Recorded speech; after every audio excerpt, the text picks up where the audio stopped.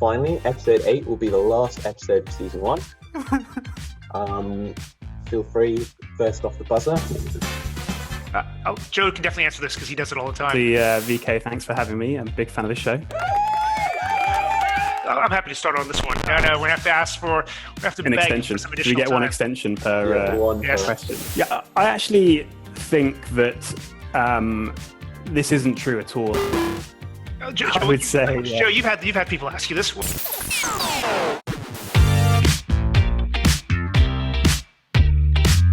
Maybe let's first take the investment team within a venture capital firm, because you also have back office functions, potentially HR, operations, talent management, marketing. But within the investment team, there's broadly analyst, associate, principal, partner in order of seniority. And how many of them you come across probably depends on both how large the VC is and how hierarchical it is. But broadly speaking, I'd bucket anyone that's not a partner into a junior VC, so an employee of the firm. And then the partners are, equity owners of the general partnership. So they have invested their own money alongside the LPs. So there's a slightly different dynamic and interests in that group. Joe, if I continue on that as well, I think the way I think about it is that generally the title partner means ability to make an investment decision by themselves. That's what it comes down to. Now, of course, that's subject to an investment committee approval and all those sorts of things. But generally, partner means I can decide and lead an investment in a company. I'm happy to start on this one. So we are a very small firm of 4 of us that are kind of day-to-day on the investment team. So we might be different than other larger firms in the way that we operate. But the way I think about it is there are broadly 4 buckets of activities that we do together as a firm, right? We source opportunities to invest into. We vet those opportunities and decide which ones we actually want to put money into. We then work with the companies after we've invested in them. And then overlaying that all is the general sort of fund work, which includes fundraising, reporting, and all that sort of stuff together. And so those are where we tend to spend our times. I think depending on your role, you'll spend more times in different parts of it. So generally the partners are the ones responsible for the fundraising portion of it. They probably spend more time working on portfolio companies. And the more new you are into venture capital, the more you're in the first 2 buckets, which is helping identify interesting opportunities and then helping anyone in the firm decide if those are interesting as well. Yeah, well, all I'll add to that is if I take my own experience of how my roles changed from starting out as an associate, moving to a principal, I'd say as an associate, I probably spent about 50-60% of my time sourcing deals, maybe 20% deal making and 20% working with the portfolio. Now, as a principal, it's shifted a bit more, maybe to 40% sourcing, 30% with the portfolio as I've got a couple of board seats and people I'm working with, and then 30% of the rest.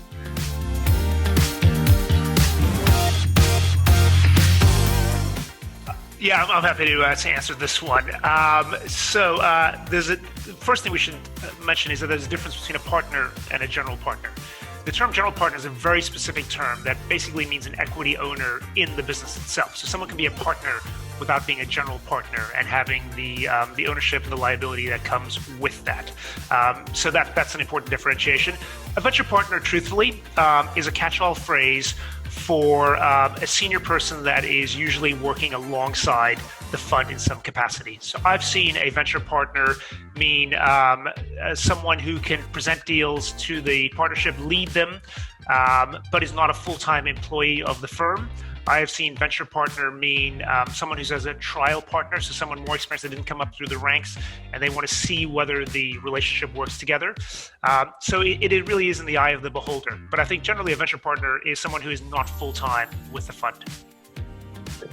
Cool. I'm not sure if you had anything. Well, I guess what that means for the audience as entrepreneurs, if there's a venture partner as the internal advocate or champion of your deal, I guess the potential negative of it is if they're not, full-time, they're not necessarily tied to the firm long term. So I would always, if that's the person appointed on your board, I would always ask a question of, how permanent, are you? to the VC firm?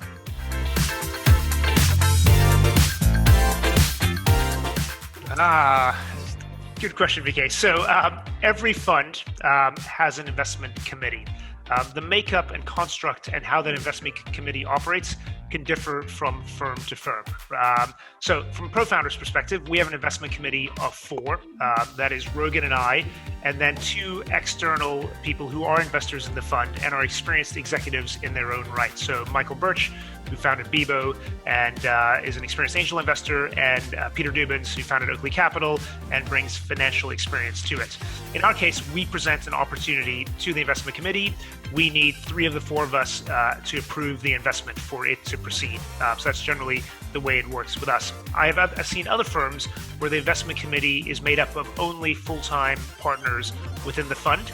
And I've also seen other firms where the investment committee is more than half sort of external to the day-to-day operations. But generally, the investment committee is approving the investment decisions for the firm and providing guidance and advice on how that firm should operate and what its investment strategy should be. I guess, Joe, what do you think about the investment committee? Because it's always, in our case, a lot of companies have to pitch, with other firms, companies have to pitch the investment committee. We do it differently, but maybe you can talk about your interactions. And VK, I know we're running out of time. In 12 seconds. Have to continue. No, we're going to have to ask for, we have to an beg extension. for some additional We get time. 1 extension per question. I think speaking to other VCs as well, investment committees are, it's the formal process of approving a deal.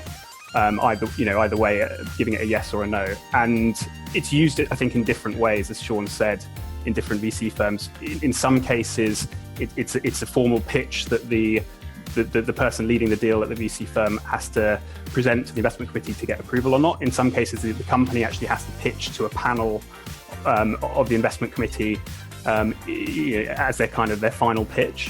But I guess the questions you should really be asking as an entrepreneur is, what is your approval process? How often does the investment committee meet? Who is in it? And am I going to have to formally pitch to them, or is it going to be an eternal champion of the deal that's going to drive it forward and get approval with the investment committee? These are all the kind of questions you should be asking.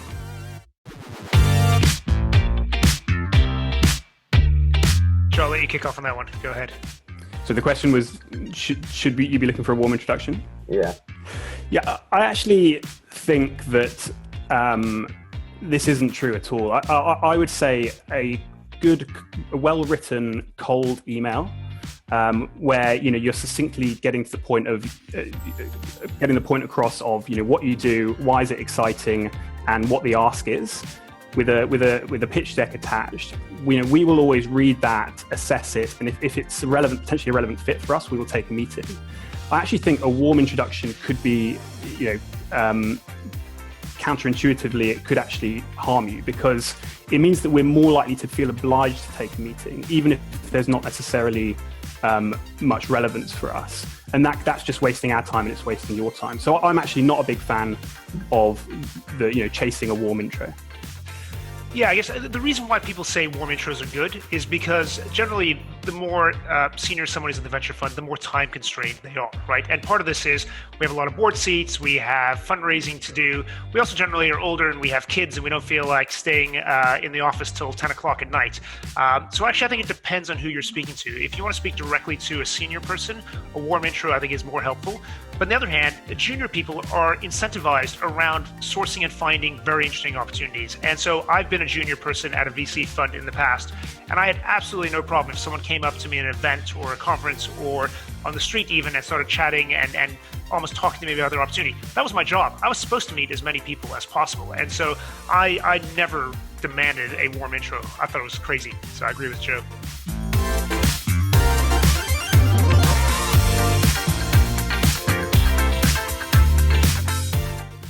Maybe I should kick that one off. I always think that the aim of your first meeting with a junior VC is to get a second meeting. So it's to get a meeting with a partner, and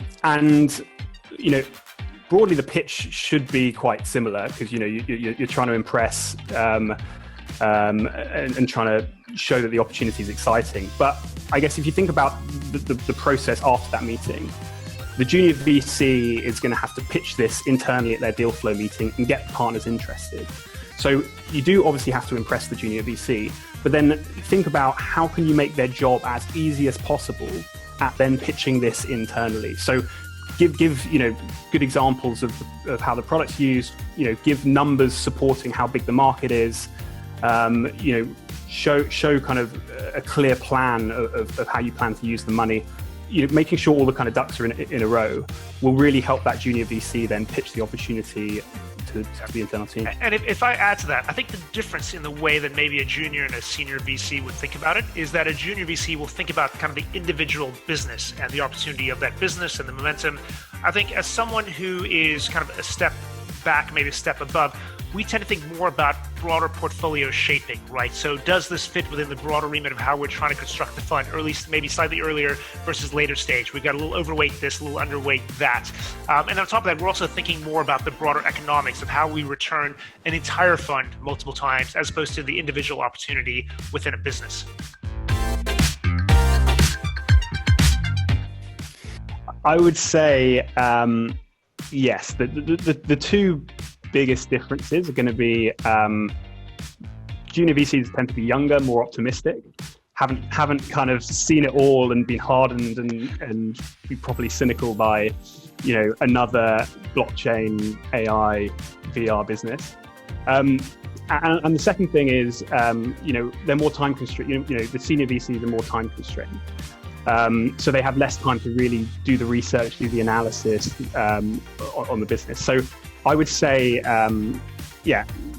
because of that, it's often good to pitch a junior VC early, because you can get someone both excited about the opportunity and really digging into the numbers in order to then present the case to the senior VC that's maybe more cynical and with a bit less time on their hands.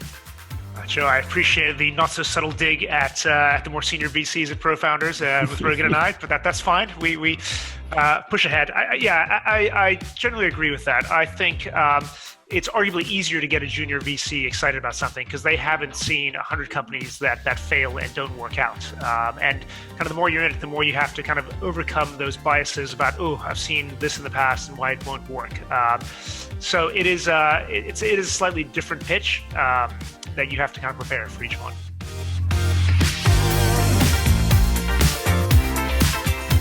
Well, VC funds, for a deal to progress, always need a champion. They need someone that's willing to pound the table for an investment and say, no, this is why I believe in this one. And I suppose it depends on the makeup of the firm. And I can only speak for ProFounders, where we're COVID-19 notwithstanding, always in the same room together and talking about opportunities. And so in our case, it is actually quite easy for Joe or for VK to pound the table and say, no, I really believe in this opportunity. At other firms, it might be different in that case. But I think part of how Joe or VK or Sean or Rogan does that depends on the experience they bring to the table, right? And I think for us, it's always about, in every business, it's about peeling back the different layers, trying to understand what's unique, what's different, and how this business can grow and can scale, right? And I was harking back a little bit, Joe, to what you mentioned about presenting data to the partners here. I know I'm off topic a little bit, but I think one of the things that drives probably all senior people nuts is when people just repeat back what the founder said, right? So, it's a huge market. It's 10 billion. It says so in the presentation. And so I think independent research, independent verification of these things is so critical to truly driving momentum for a business. In an era of fake news, that's very true. I guess all I'd add to what Sean was saying is having an appreciation that, at any one time, a VC will have 10, 15 deals on the table. There's a lot going on and limited time, so you do need that internal champion to push things through. Otherwise, things just get left behind, forgotten.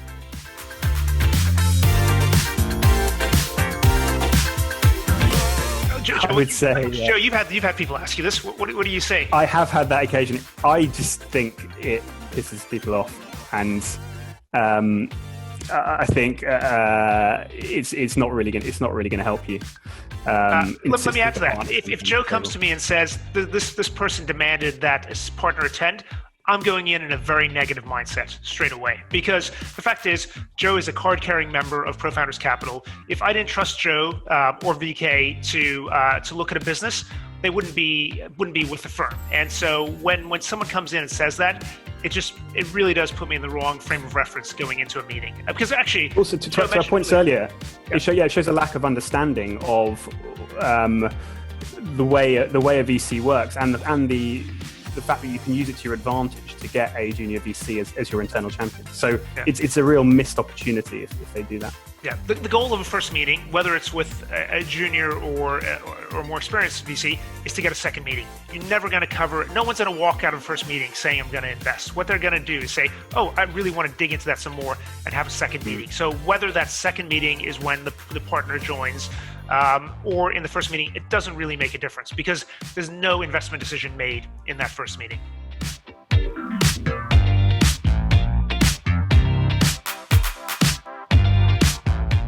Well, I think, everyone's got to start out somewhere, right? I mean, Sean has been on plenty of boards now, but one of them would have been his first. So I think that, you've got to appreciate that if they're giving a more junior VC that opportunity, it's because they believe they can step up to the plate. But, you should think about, maybe where a junior VC is lacking in experience. Hopefully they will make up for it in drive and enthusiasm, particularly if it's their first board seat. They're going to try really hard to make sure it's not a failure. So I wouldn't say you're necessarily getting dealt a bad hand if you're the entrepreneur. And in our case, if I'm representing a company on the board, I do seek the advice of the full team in all the important decisions that are being made. So it's not as if that's the only person you're getting from the team. Joe, I wish we could disagree on this one, but as someone who's been a junior VC and also was at some point said, great, Sean, this one's yours, I think you are 100% right. Once again, coming back to it, Joe or VK are card-carrying members of Pro-Founders Capital. If that company goes bust, actually, we, the partners, have to answer for that. And so actually, we wouldn't be giving an opportunity to someone unless we really thought they could do a good job in working with that company. Joe can definitely answer this because he does it all the time. A friend at another VC firm, this is. Yeah. I think that's actually usually a positive. We will syndicate the majority of our deals, and I think we've touched on that in a previous episode. But we think there's many advantages to having a few people around the table in any investment round. So if they're immediately looking to introduce it to another VC firm, then it shows that they're interested. They want to get a trusted other investor on board. Now, you should definitely see it as a positive, but also be cautious of potential collusion, if you like. So you should also, in parallel, have multiple conversations going, and make sure you're not just tied. If the VC is pushing to form one syndicate themselves, make sure you're not just tied to that and you do have other competing offers. Joe, I'm disagreeing with you on one thing. I don't think anyone should be worried about collusion. I think collusion is more hypothetical than it is in reality. Because if anything I've seen over the years is that if I start talking to another fund about an opportunity, I actually get more excited about it because a little bit of the FOMO starts to creep in. So I actually think these are positive reinforcement loops. And it's actually, I honestly have never seen a case where two VC funds have said, let's go in and lowball a business, because generally there's competition and we're trying to win an opportunity, and the way you do that is not by conspiring against the founder. I just think it doesn't actually exist in practice.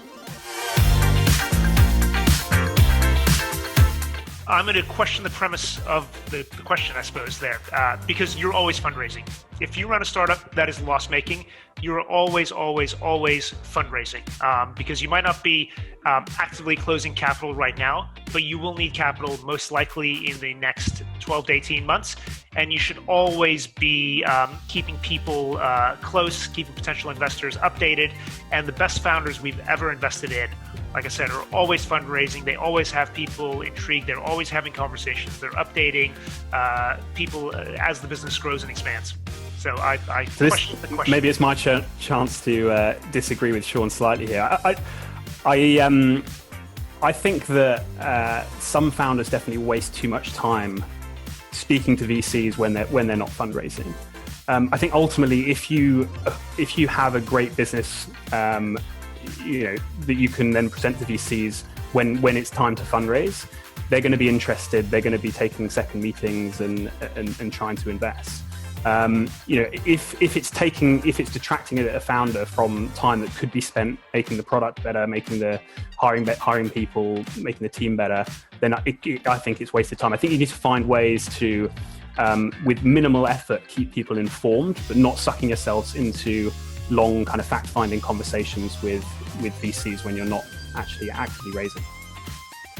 Got it. And sort of, if I have a chance to overrun this question, then, conscious of not wanting to shoot myself in the foot here, but there is a certain element of, if a founder comes back and says, I'm not fundraising now, let's talk in 6 months. I think we've discussed this before, Joe. There is an element of, okay, they're focused on the product. I appreciate that. They're really, knuckling down.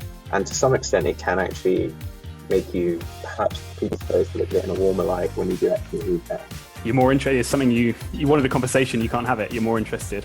You guys say that, but then we make a note to ping someone in September, and next thing we know, there's a fundraising that happened in between. So I think if we like an opportunity, we should be not in constant contact, but we should be in at least regular contact with the founder to be able to strike at the right time.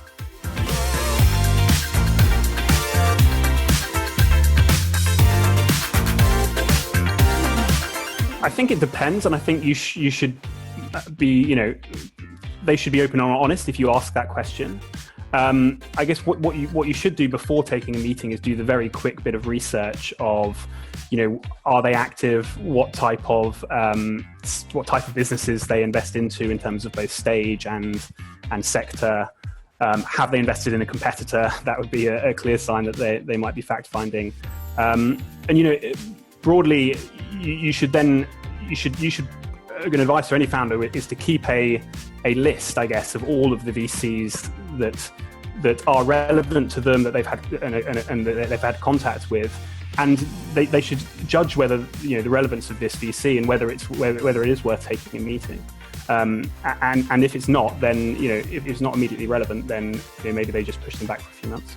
Yeah, I think most people generally have a hard time lying, or at least I know we do at ProFounders. So if someone asks us, we always, we don't really go out on fact-finding missions because that's not a good use of a founder's time.